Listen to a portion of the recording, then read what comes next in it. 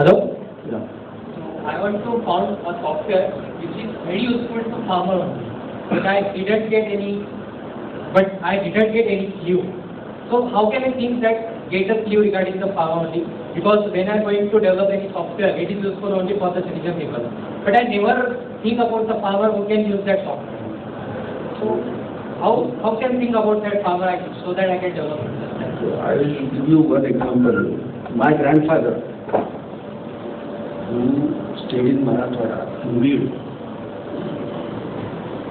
he was a grain merchant. He had other business also, but one of them was this. And he had a business associate in Latur, another place in Marathwada. Every day he used to send a postcard to his associate in Latur that in Bid there are the prices of food grains and vegetables, etc., like this, and so much material is available. And every day is to get a postcard from Latur. And they had a understanding that where price is more in Latur, send the material, don't ask. And where price is less in Bid, Latur, always send the material. So this is the postcard internet. Postcard e-marketing. So idea existed that you must know each other where the market is and you have to export. Send your material to where the market is. So software, of course there is e-Chaupan and there are other softwares made, but how to teach people to use that software is also a challenge because farmers are uneducated. But in every village there is somebody who is able to operate your software.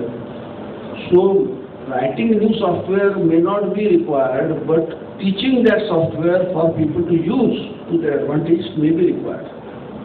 So one of the ideas I may suggest to you is, please establish a software center in the villages to teach one smart chap in that village to use your software or e-Chaupan software to do trading.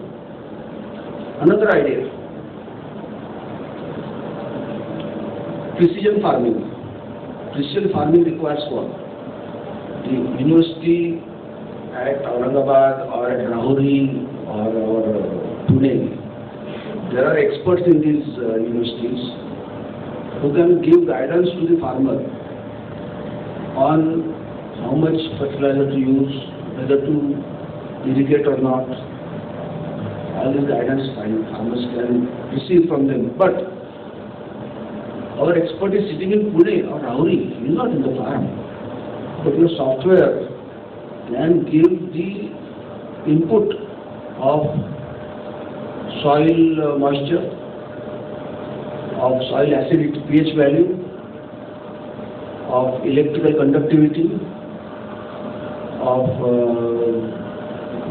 atmospheric moisture, temperature, how by mounting sensors for this on a plough, and a farmer while ploughing the land can use these sensors to transmit the data to the expert sitting in Pune. That expert sitting in Pune can analyze the data in his computer and give advice. Okay, for 3 days no water, but put so much urea. The farmer will double his output if he receives the expert advice on precision farming. So I would say precision farming is a very good area for a person like you to develop a software where farmer can send his data automatically. Farmer doesn't know what is pH value, but sensor knows. So that the data can go to the university guys who can give them advice. Similar is the case of whether there is going to be any disease. The farmers, they grow their plants, but there is disease. So whether this is going to come, and you have to put your pesticide before the disease arrives. And after disease arrives, you will have to put 10 times more pesticide. But if you put that preventive pesticide before the disease arrives, you need to use very little pesticide. So how to know whether disease is going to arrive? By having sensors at various places. You know that it has come up to Nanded. From Nanded to Aurangabad, it will take another 1 week to come. In that 1 week, you alert the farmer that, Baba, this disease is going to come. You please put a little bit of pesticide right now, so that this disease will not bother your crop.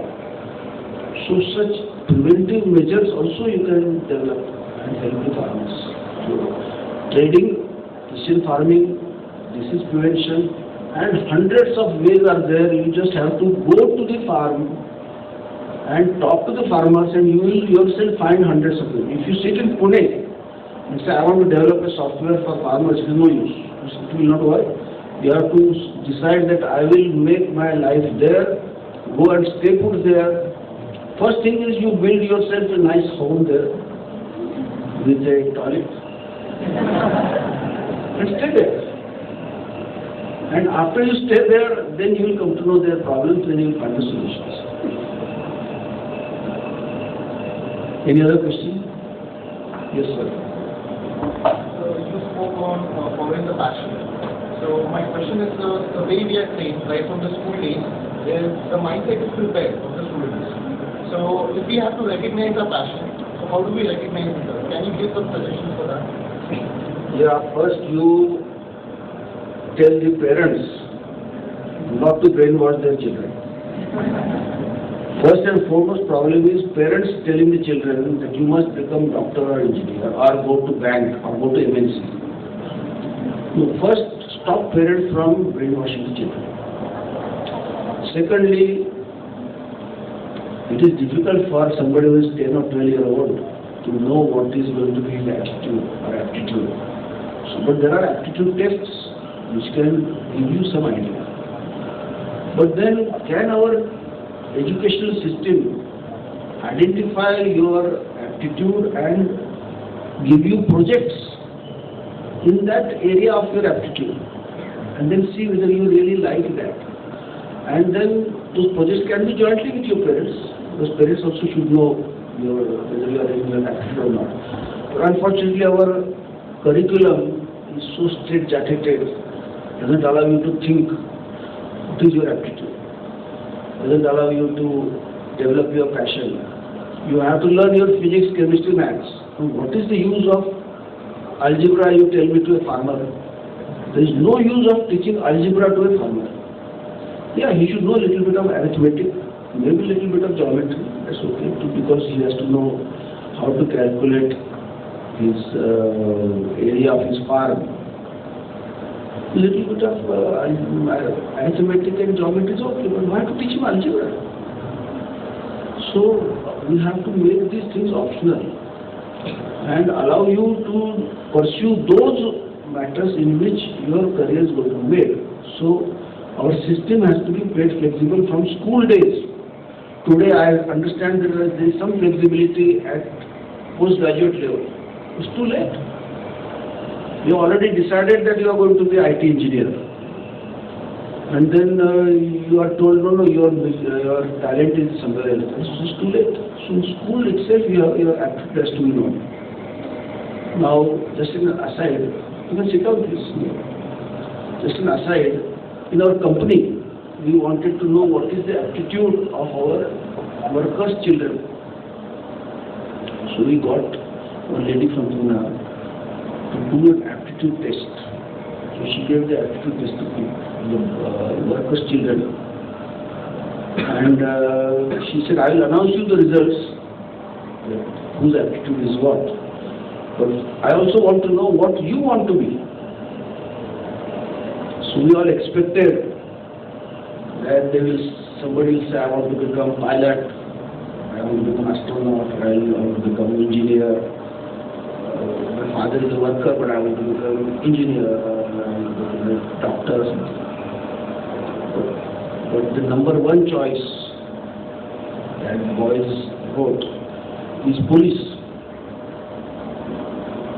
Number one choice for boys was police. Number two was politician. So So we were shocked to know that these are the role models of people, police and politicians. Why? Because they make easy money. So we need to change the mindset of our, of course they learn from their parents only. To police ban rahe baba, to Rajkarni ban rahe baba. So parents have to be also brought into the picture of telling the boys or girls what is the correct direction in life. मेहनत करून शिक, मेहनतीचा घाम गाळून शिक असं कोणी शिकवतच नाही आजकाल. So it is very important that parents also have to be taught. Not only boys and girls, but parents also have to be brought into the picture if you want to know the aptitude and if you want to change the direction of the young boys and girls. Because at that age, parents' cooperation is very important. Parents have this idea of safety, that let my boy or girl take up a steady government job or a steady MNC job and let him be happy in his life. But that happiness may be short-lived. You know, in America, all these big companies mainly lay off people. I know of many of my friends who are out of job for years, and who work because their wives also work and therefore they are able to, meet both ends meet. But working for big companies also can expose you to danger of being laid off. In India that day has not come, but it will come. That your fascination for working with these companies, you are exposing yourself to danger of being laid off. So better to stand on your own 2 feet, to know your own aptitude. So aptitude tests and parents' mindset change both are important. For the want of time, One last question. one last.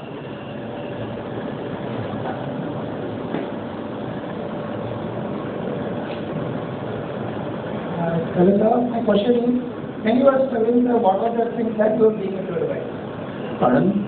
When you were studying, what was that thing that you were being motivated? When you were studying, what was that? Struggling. Struggling. No, my father helped me. Every day I used to go to him and say that, look, I give this help, ring up so and so. He said, my son is embarking on this project. He will come to you for advice, please help him. So, he wanted to make press tools. So I said, how to make press tools for our vehicle? He said, don't worry, we will go to Mr. Mugaonkar of Telco. So he took me to Mr. Mugaonkar. He said, my son wants to do this project, vehicle for common man. He wants dies. So can you make dies in Telco? So Mugaonkar said, don't do for others, but since you have come, I'll do it for you. And my father said, also please charge him only material cost. So he said, okay, I'll charge only material cost. Then I said, look, we have to, we can't afford so many machines. We need a SPM, special purpose machine, which HMT can develop. He said, no problem. Rang up Dr. Patil. Dr. Patil, my son wants an SPM. Please come with your chief designer. So Dr. Patil came to chief designer. Then my father said, you guys, we will talk, but you guys discuss. In the evening, don't come to conclusion. So we discussed with his chief designer. Then he said, yes, it's possible to do 5 components in one SPM. Then his chief designer said, yes sir, it is possible to do 5 components in one SPM as he wants. My father said to Dr. Patil, project जो है वो थोड़ा cost कम लगाओ उसको. So he said, okay. Like that my father did help me time to time to come out with solutions. We had to make a paint shop. Now paint shop requires huge investment. But we read that you can use gas infrared bulbs for painting. where to get gas? In those days, gas was difficult. So we told our workers, everybody should bring one LPG gas cylinder. You require at home, no? So you get one and your name, one on your wife's name, and get one for us, and bring it to company so that we can use LPG gas cylinder for infrared heating of the painted part. So every worker brought his gas cylinder one every month and helped us. So if you ask for help and you want help, people are ready to help you. You have to ask for help. You have to think what help to ask. So people are ready to help you if your project is worth helping. So but please make a project which is to the benefit of common man. So my father told me that you may earn a lot of money. If you are hardworking, you will earn a lot of money. But please make sure that you make a difference in the life of people. So your product should make a difference in the life of people. Then people will want your product. So this is the Guru Mantra. Please work on a project which will make difference in the life of our Indian people, of which there are 125 crores.